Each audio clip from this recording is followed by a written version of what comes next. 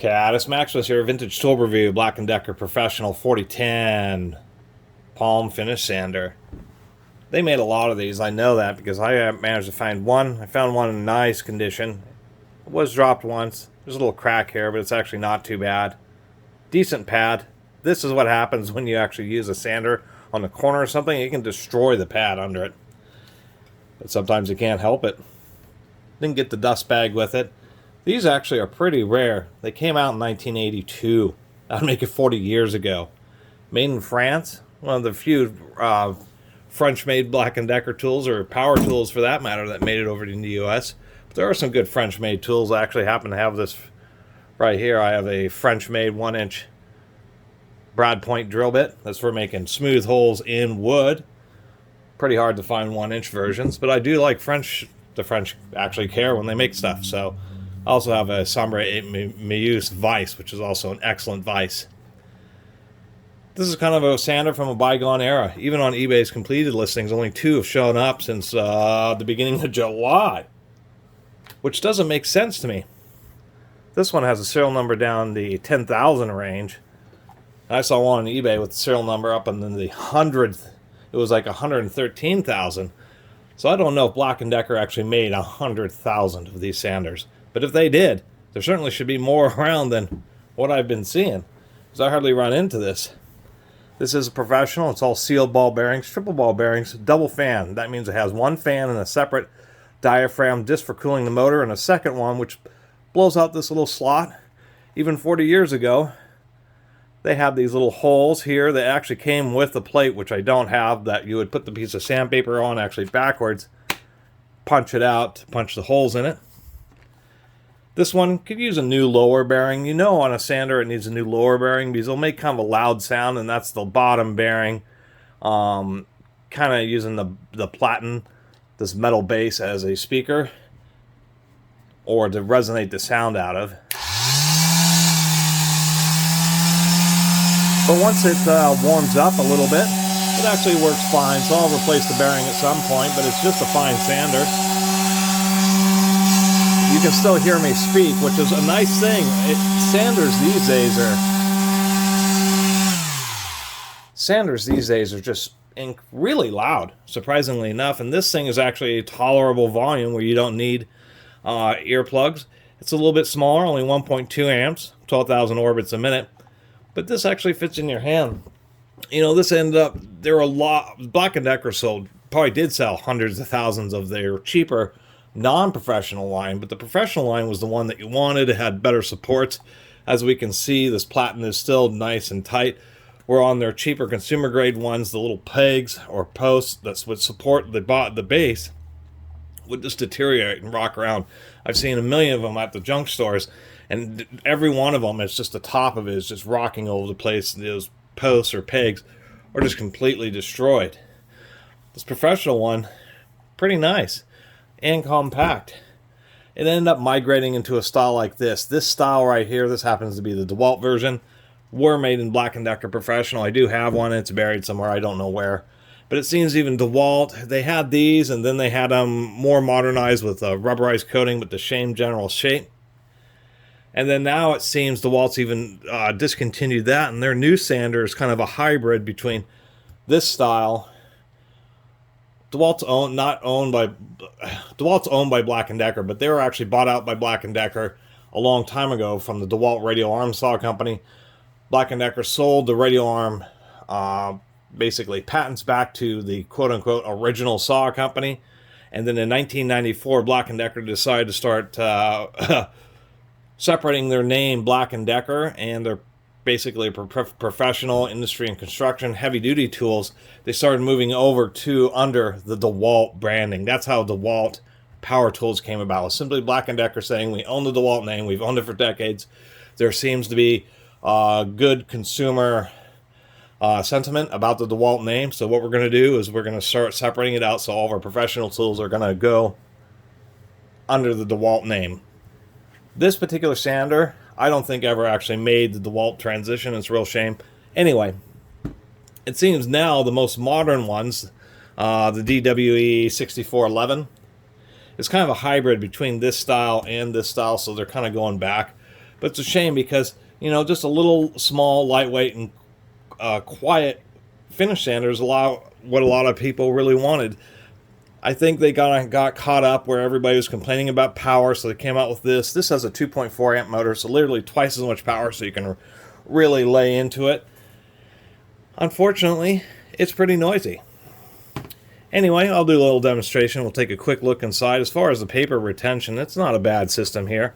I'm going to use a very fine 320 grit paper, just because I don't want to make a bunch of dust. You know, I'm in here in my video area, and I don't need to be just pounding dust all over everything, so I'm going to use a very fine sandpaper, which will generate just a little bit less dust when I do this demonstration. And of course, I overstuffed it on this side. Always, actually, pretty simple wire system, but not too bad. Make sure that's pretty well centered, and just get enough of the grip of the paper so I can actually get the darn thing wrapped around here. Come on now, cooperate. There we go. Let's get a piece of wood up here. What's interesting is it actually has pretty low vibration, but when a sander is freewheeling in your hand, the vibration is tuned for when it's working. So the vibration actually goes down a little bit once you contact a surface. Okay. Let that bearing kind of warm up. I do need to replace it.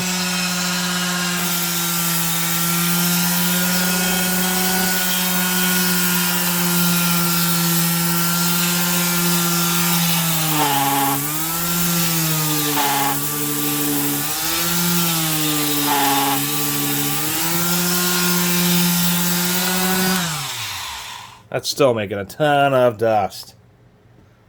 I'm done with that. Anyway, you can see when I pressed on it, it started getting kind of funky, and that's the reason they started migrating to sanders that were bigger, taller, heavier, so people can really go at it when they're finishing. And really, for me, a lot of finishing work is exactly what I'm doing here. Just something with just a nice light amount of pressure with usually a pretty fine piece of sandpaper. And it's nicer just to have a quieter, lighter weight, and more compact sander when I'm not needing to absolutely just, you know, stand on the thing, because I'm trying to do finish work as fast as use a finish sander attempting to accomplish a task that I should be using a belt sander for. And I kind of call it the lost art of some of the power tools, and it's one of the reasons I do like collecting old ones, is finding stuff like this. This is my new favorite quarter sheet sander. Just really nice running unit. Even with its 40-year-old bearings. Anyway, what is interesting about old bearings is once they warm up, they actually they really do come back to life, surprisingly enough.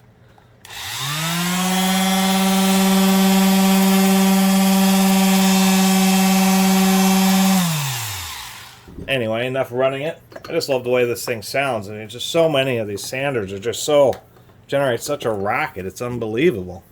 Make sure I have that unplugged, which I do. Let's take a quick look.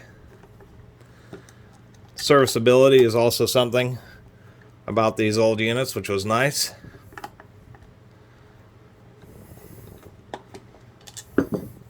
Three screws pop off the cap. So interesting enough, they put just a dab of like hot glue to hold the switch down. This is like a bog standard 3/4 inch by like 3/8 inch thick rocker switch. I mean, bog standard. Surprisingly enough, there's still parts websites, quote unquote, still list parts for this, but the only parts they have are like a switch and bearings, the super common parts. I always think it's funny when parts websites have parts breakdowns for power tools and they say like a bearing is obsolete, when there's no such thing as an obsolete bearing, because they're all sold in various sizes. You can always get any bearing of any size. Totally ridiculous when they do that. Super serviceable. Power cord has an independent strain relief, and as we can see, this is a brand new, so it would make sense the power cord and strain relief are still in good condition, but it hasn't deteriorated and started cracking apart with 40 years of age, showing the quality of the materials. standard cord pinch. And look at this, we actually just have a tie down block. They actually have a little rubber stopper. And interestingly enough, in the lid, they have this little cross piece right here that sits on top of the stopper to keep that from vibrating around. Replacing the power cord is as simple as it gets. You simply undo the clamp, use a little screwdriver to undo each of those screws, pull out the wires, pull out the cord, put in another cord, put in the the wires and internals, and screw it back down. No wire nuts, no crimping connectors, no nothing. You just get her done. Pretty big brushes. We can see that the springs in there for the brushes are totally compressed, which means the brushes are like brand new. We can see the motor hasn't even... I have a light, maybe you can actually see. You can see that the motor is even completely black, and there's still some copper shining through where the brushes run. This thing has had just a few hours on it, so I kind of lucked out. It does have pinched connectors instead of welded. That's not a big deal on a sander. Of course, sealed bearings. We can see this thing, which kind of looks like a zip tie in there. That's not a zip tie, that's a plastic ring. So as dust gets through, the ring just helps prevent it from wanting to get clogged between the back of the motor and the bottom of the bearing. Even though they're sealed bearings, these are only single wiper seals. So if you have any situation where grit builds up, it'll just push its way past the seal and still ruin the bearing. So nice to see that. I'm not going to do full teardown because I'm not ready to replace the bearings. But I did at least want to show the top part. Super easy to replace the brushes. You just take a little screwdriver and pop them out. They're actually held by these little pegs here on the top of the lid. Other than that, simple design as sanders are. Super simple to service. Nice, long-lived, and reliable. There's our aluminum plate. Interestingly enough, there's the holes that draw in the air. They go through these little tracks in through these holes here to the center of the fan so that that fan can blow it out this vent. I actually do want to see. There's our bearing, and the oil is just seeped out over sitting for decades and decades. Oddly enough, it's a 9/32 fastener. But surprisingly, that 7 millimeters fits the tightest. In these situations, obviously, if you try to unscrew this fastener, it's going to just turn the motor. So what you do is you can actually see in here. This has this is a counterweight. This is a cast lower fan housing. So what you do is you just turn it until you see the counterweight sweep around to about that spot. And of course I'm turning it the wrong way. It's actually counter threaded, which of course makes sense.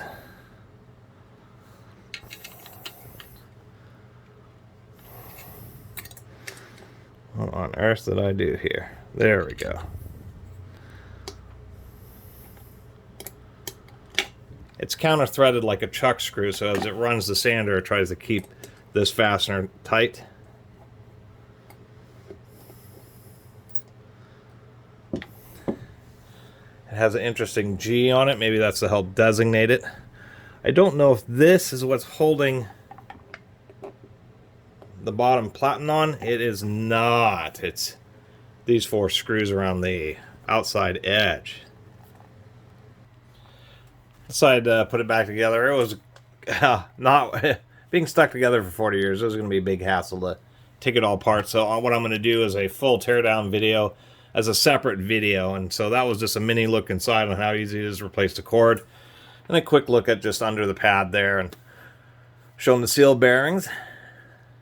Other than that, one nice thing about being professionals, whatever material they made this foam out of back in the 80s, it hasn't degraded just with age. It will degrade with use, but that's actually pretty satisfying is to see how this foam is still just plain and solid and just isn't, it didn't immediately start blowing apart. So polyurethane foam tends to blow apart. So I don't know if maybe it might be a type of rubber foam or something like that, but it's actually satisfying to see. Anyway, kind of a shame that they don't have, well, actually I think DeWalt's current model is something similar to this, but they did go through some various phases, and it goes to show that if you do make a decent tool, even electric powered one, it can last a long time. And I guess the worst thing is that there isn't like a little rubber boot. Although, no, it doesn't even look like there's a provision. There's no little seal over the switch. But this is a bog standard switch that's super simple to find and replace. Other than that, that's my little review of this Black & Decker 4010. This happens to be a Type 3, so more revised one. Types on tools, you know, or like software revisions. Whenever they made some kind of update or a change, then they'll change the type. A lot of tool companies do refer to Type 1, Type 2, or Type A, Type B. All companies kind of do the same thing, but Makita just puts stamps a manufacture date on the tool, and that's how you find out. Milwaukee goes by the specific serial number, and you type that in their website, and you can find out what quote-unquote type of tool it is. And so that's just a little tip, but I always kind of like the type how Black & Decker and their brands has made it super simple. Other than that, nice little French-made sander. And I'm glad to have picked it up. This is probably one of my favorite little quarter-inch sanders. Anyway, really appreciate everybody who's been watching and subscribing. And if you haven't subscribed, please do. Till next time, Catus Maximus out.